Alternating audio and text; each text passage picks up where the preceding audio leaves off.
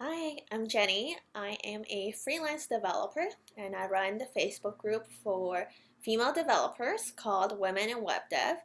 This is a Facebook Live that I did a few weeks ago. Let's talk about working remotely as a developer. And I know a lot of you are just learning how to code and you're motivated to do so because as women, we need a more flexible work schedule.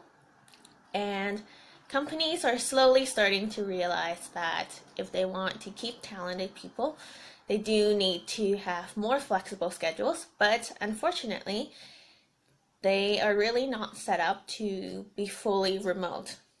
Like in Vancouver, there are so many companies, and as a female dev, I get a lot of recruiters who ask me, "Oh, are you interested in a job?" But unfortunately, I'm usually not because they always require you to be in the office. So, how do you like get to a point where you can go remote, right? So, let's talk about the reality of the situation.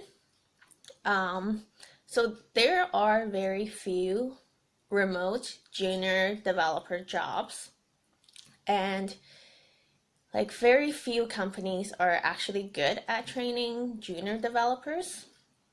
And there is way more than just coding when you are working as a developer. For example, there are so many different workflows and processes at each company. You need to know how to write documentation, collaborate with others.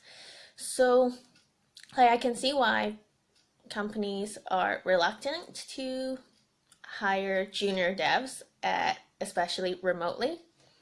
I think the most important point to remember is that if you want to level up fast and actually hit those higher salaries, you need to surround yourself with people who are better than you and that you aspire to be.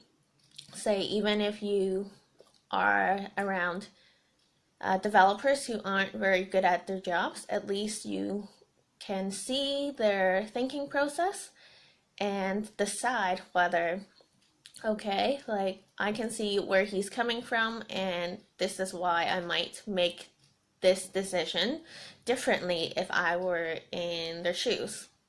So it's very useful to have that kind of context that you don't get as a remote employee. So I'm not telling you that you shouldn't, pursue that remote junior developer job or that you can't do it.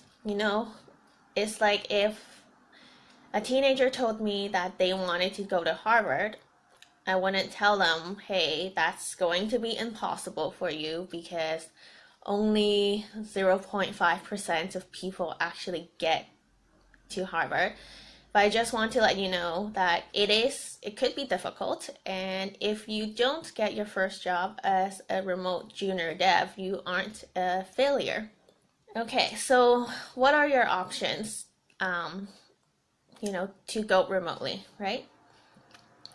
I think the first option is to combine coding with your existing skill set. Say you are a digital marketer, and if you know how to code and you know you already have a few years experience under your belt, you would be a much more competitive candidate to remote companies that want a digital marketer. So that's one solution. You don't have to be a developer right away. You can just make it like part of your superpower and your tool set.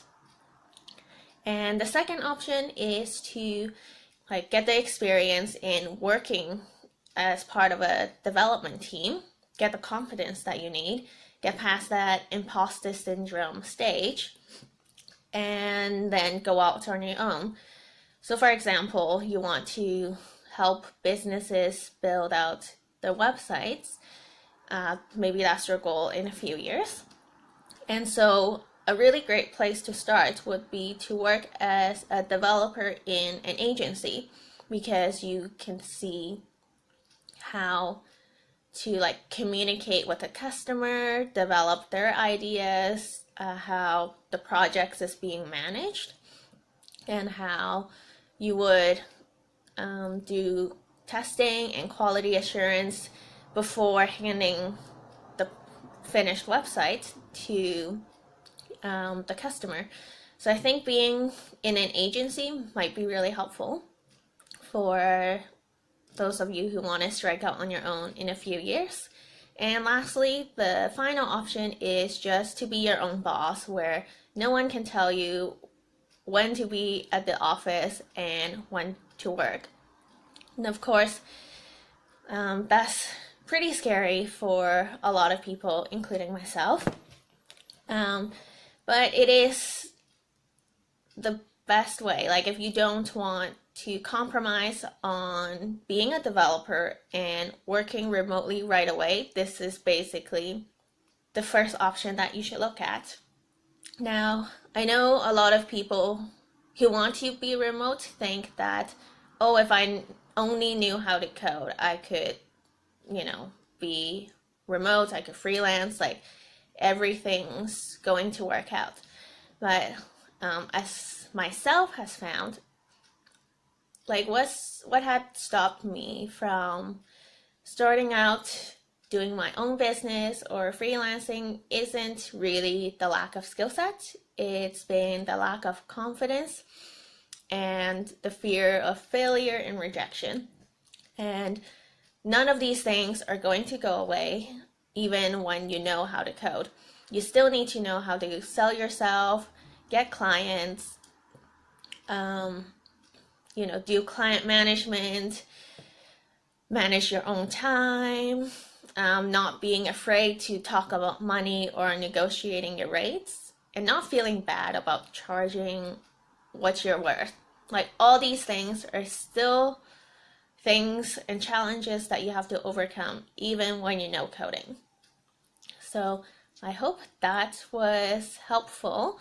Have a great weekend, and I'll see you all next Friday with a new topic.